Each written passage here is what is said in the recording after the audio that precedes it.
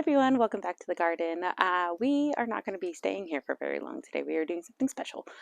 Today I am setting up a bloom bar for a birthday party. So check out some of the blooms that we are using for the event. So, if you remember that old Food Network channel where there was a show that was called like Semi-Homemade, so this is a semi-homegrown.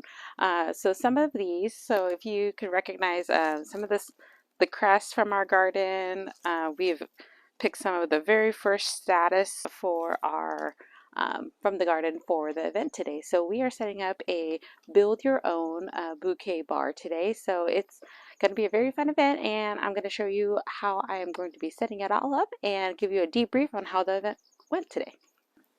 All right, before we leave for our event today, let me give you a quick tour of our blooms for today. So we have these pink asters. I love these. I don't know if I can grow these here, but I'm going to try. Like, these look so nice, and they're so like ruffly.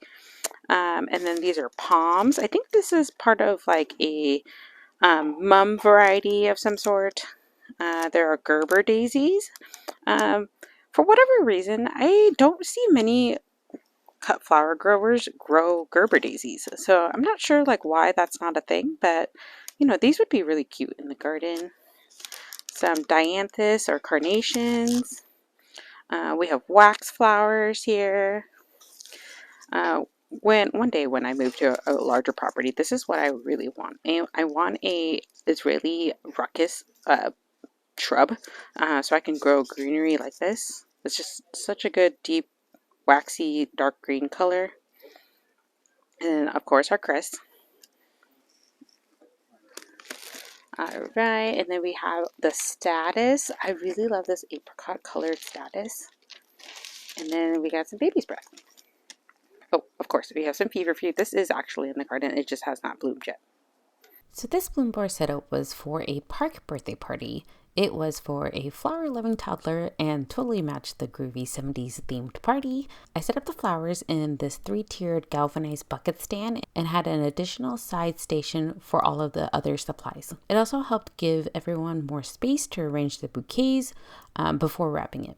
I quickly realized that my small instruction signs was not enough for guests to understand how to create a bouquet, so I had to demonstrate throughout the party.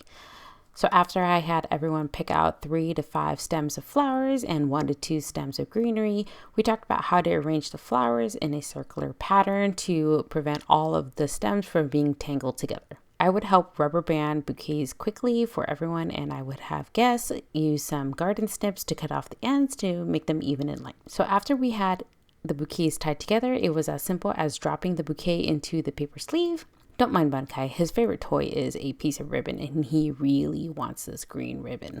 Everyone at the event had their choice of ribbon. Some guests chose to tie it on the side like I did, and some tied the handles together. This handle bag definitely made it simple for guests to carry their party favor home, and especially for the littlest ones at the party. By the end of the party, 20 to 25 bouquets were made, and we definitely had a bucket of leftover flowers for more.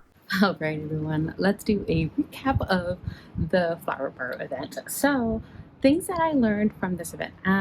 One, I think I underestimated how much help people would need to make bouquets, and I didn't realize that most people just went to the grocery store and would buy a bouquet that was already completely made. So I personally thought that people would just kind of choose flowers that they would really like, and then they would just put it together, and every bouquet would be different, except everybody was very unsure of themselves. And so there was a lot of like help and explaining that needed to be done, and I think it gave me some insight on, how I need to make a mini tutorial on when I do this next time is, showing people like the basics of what would go into a bouquet before just letting them pick blooms out of the bloom bar.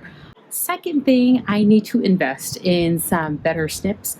I got a couple pairs of budget snips that I got from the Dollar Trees, and those did not work out whatsoever. So noted to self, I need to invest in a couple pairs of really good garden snips so that everyone could cut the ends off of their bouquets. And then lastly, I think as cute as these handle bags were, I think they dwarfed what the bouquets would look like. And so, I think I brought a couple extra sleeves of just brown craft wrapping paper, and I was wrapping a couple bouquets for some people, and those turned out a lot nicer because it actually looked like a bouquet, whereas like in the sleeve it kind of just sunk into the bag, and it would you would kind of lose the wow factor of it all. But overall, I think for the most part people liked this little bag because it was easy to carry, and for a party favor, I think it was very good to have something like this. So everyone just made a small bouquet just like this, and then they would just pop it into the bag and then carried it home. So, and then I set up a little ribbon cutting station where I offered 4 different colors of ribbon, and everyone could just choose what they would like. I think for future, I'm going to think about this a little bit more and customize it. Something that I did for this bloom bouquet is I put meanings of all of the flowers on the buckets. So I think that was a really big hit, and people loved reading all the little meanings and talking about the different flowers that either their mom or their aunt had grown when they were a kid, and it brought up a lot of memories for people, and people really enjoyed that aspect of it. There was a lot of variety of different bouquets, and I think that made it very unique. No bouquet looked the same, and it was a very interesting experience that a lot of people have never done before. So I think overall the event was great. I had a blast putting the bouquet together.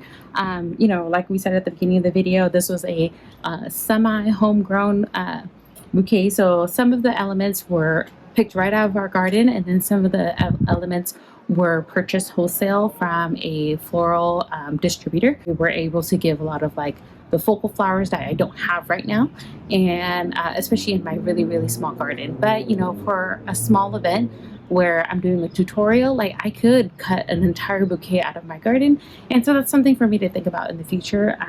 But overall, it was an absolute success, and I loved doing it, and I think I'm going to do more.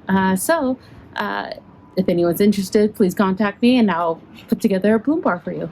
But that's it for this video. Thank you so much. We'll see you next time.